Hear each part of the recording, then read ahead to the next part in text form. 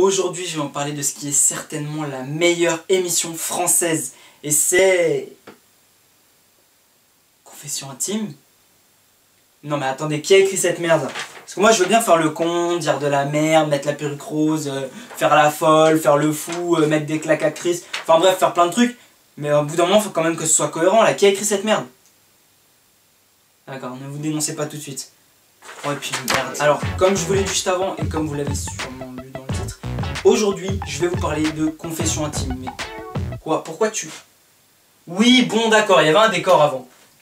Malheureusement, là j'ai fait des travaux, j'ai renforcé la porte, et du coup le décor il a sauté. Tu vas pas phaser là-dessus pendant toute la vidéo non plus. Oh, tu m'emmerdes, voilà, tout le monde est content. Alors moi du coup j'ai deux grosses passions dans ma vie. La première c'est de regarder le clip de Pipi et Pi. I have a pen, I have an apple.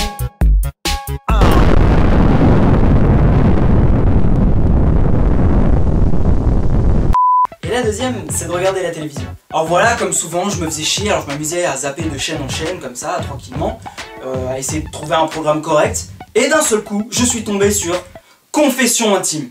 Alors, imaginez ma surprise quand j'ai découvert que ce programme de merde existait encore après... Et ça fait combien de temps? D'après la source d'information la plus fiable d'internet, Wikipédia, Confession intime a été créée en 2001.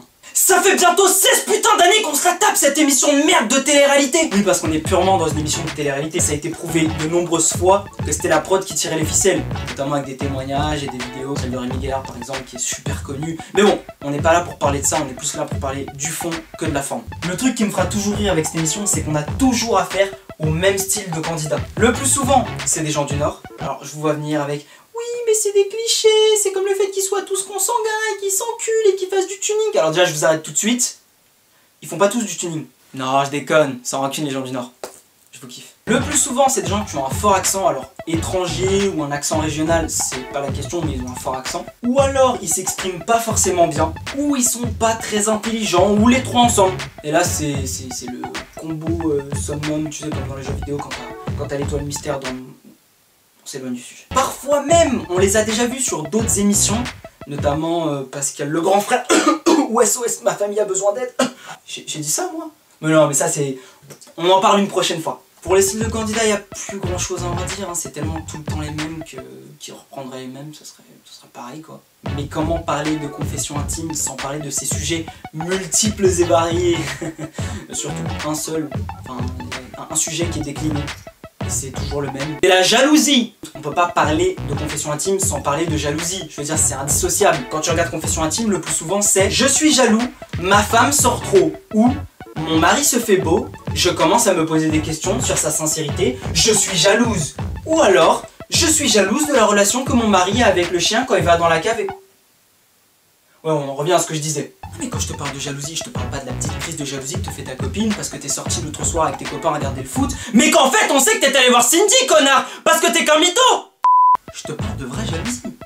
La jalousie du genre t'es chez le médecin, tu fais un petit magazine en patientant, magazine de 1930 du coup, et en fait tu tombes sur une photo d'une nana, tu vois, qui est en train de faire un article tranquille, elle a un pull à col roulé, y a pas un bout de peau que tu vois, et ta meuf elle te grille, et voilà, elle est capable de te poignarder, tu vois. Genre ce genre de jalousie. Ou genre tu te balades tranquillement dans la rue avec ta copine, d'un seul coup, voilà, tu balayes la rue des yeux pour pas te faire écraser par un véhicule motorisé de catégorie B, et d'un seul coup, bim, tu reçois un coup de talon dans le crâne. Là mon gars.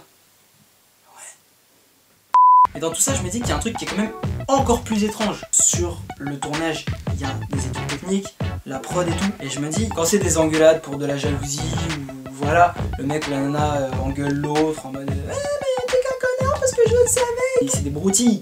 Ils mettent des caméras pour surveiller l'un l'autre, mais ça, comme on dit, c'est de la babiole. Ça c'est de la babiole. Bah c'est de la babiole, bah non, bah. C'est de la babiole. Mais moi, ce qui me dérange, c'est à quoi est-ce qu'ils pensent et qu'est-ce qu'ils font quand ça part vraiment très loin. Parce que quand ça part loin, les mecs, ils sont quand même là, ils filment. Je veux dire, ça donne quoi? C'est genre, oh ouais, vas-y, engueule-le ton mec. Ouais, dis-lui que c'est qu'une merde. Insulte-le. Un petit peu plus d'insultes, s'il te plaît. Ouais, des insultes. Ouais, c'est qu'un sac à merde. Ouais, voilà. Tape-le avec ta main, là, comme ça, dans son visage, cette merde. Ouais, voilà, c'est ça. Oui, marche-lui dessus. Sur le visage, là, sur le nez et tout. Ouais, c'est bien. Tu sais quoi? Poignarde-le avec ce stylo, là, comme ça, dans la jugulaire, là, tu... Oh, putain, tu le... pense à quoi, putain? Bah, il pense comme toi, pense au nombre de vues. T'es jaloux? T'as qu'à aller faire confession intime? J'y vais, attends, pleure pas. Bref, j'ai arrêté de me poser cette question, tout comme j'ai arrêté de me poser la question du pourquoi cette émission existe encore après près de 16 ans d'existence. Et je me dis que si cette émission ou d'autres traitant le même sujet de jalousie ou autre existent encore, c'est qu'il doit y avoir un public. Enfin bref, tout ça pour dire que si cette émission a un public, c'est qu'elle mérite d'être à l'antenne, bien que je ne l'aime pas. Mais bon, ça ce n'est que mon avis personnel.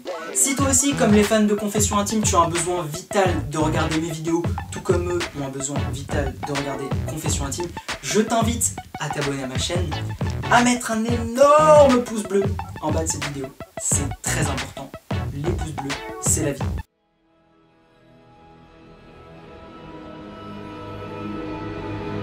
À me rejoindre sur les réseaux sociaux. Alors là, t'as le choix. Tu peux me suivre là, peut-être même là. Pourquoi pas? Tu peux me suivre partout, t'as le choix. Et je vous dis à bientôt pour de nouvelles vidéos. Allez, salut!